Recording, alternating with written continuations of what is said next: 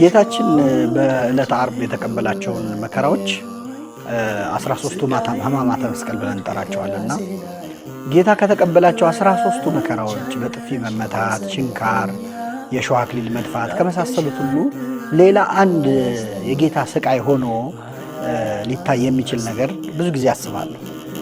ጽፌውም ተናግሬውም አውቃለሁ ከዚህ በፊት።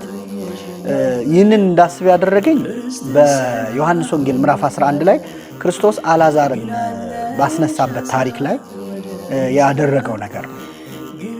ጌታችን ወደ አልዓዛር ከሞተ በኋላ ወደ አልዓዛር መንደር ወደ ቢታንያ ሲመጣ የአልዓዛር እህቶች በወንድማቸው መሞት በጣም አዝነው ያለቅሱና ደረታቸውን ይደቁ ይወድቁ ይነሱ ነበር። የእነሱን ለቅሶ ባየ ጊዜ ለወንድማቸው ካላቸው ፍቅር የተነሳ የሚሰቃዩት ስቃይ፣ ደረት መምታታቸውን፣ መሰቃየታቸውን ሲያይ ክርስቶስ በመንፈሱ ታወከና አለቀሰ ይላል። የአልዓዛር እህቶች ለቅሶ ክርስቶስን አስለቀሰው። አልዓዛርን ይወደዋል ጌታ፣ እንዲሁም ሊያለቅስለት ይችላል። በተለይ ደግሞ መንፈሱን ያወከውና እንዲያለቅስ ያደረገው የአልዓዛር እህቶች ለቅሶ ነበረ። ይህንን ታሪክ ዕለተ ዓርብ ላይ ሆነን ስናስታውሰው በጣም የበለጠ ትርጉም ይሰጣል። ይኸው ምንድነው? ዓርብ ዕለት ክርስቶስ ከስቃዮቹ ሁሉ ጋር ልክ በአልዓዛር ቤት የታወከውን አይነት የመንፈስ መታወክ ሊፈጥርበት የሚችል አንድ ነገር ተከስቷል። ይኸውም የድንግል ማርያም ለቅሶ ነበር።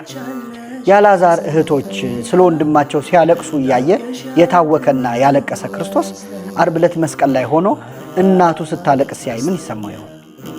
ከአልዓዛር እህቶች በላይ ድንግል ማርያም ትቀርበዋለች። የአልዓዛር እህቶች እያለቀሱ ያሉት ስለ ወንድማቸው ነው። ድንግል ማርያም ግን እያለቀሰች ያለችው ስለ እርሱ ነው፣ እናቱ ነች። ስለዚህ የእመቤታችን ለቅሶ የክርስቶስ ሌላው ስቃይ ነበረ። በአልዓዛር ቤት ያለቀሰው መንፈሱ ታውኮና ልቡ ተረብሾ ከሆነ የእናቱ ለቅሶ ምን ያህል ይሰማው ይሆን? ጌታችን መስቀል ላይ ያለ ከተቀበላቸው መከራዎች ጋር የእናቱን እንባ ማየት ራሱ ሌላው ለቅሶ ሌላው መከራው ነበረ። ስለዚህ መንፈሱን የሚያውክ ሌላው የጌታ ስቃይ የድንግል ማርያምን ለቅሶ ማየት ነበር።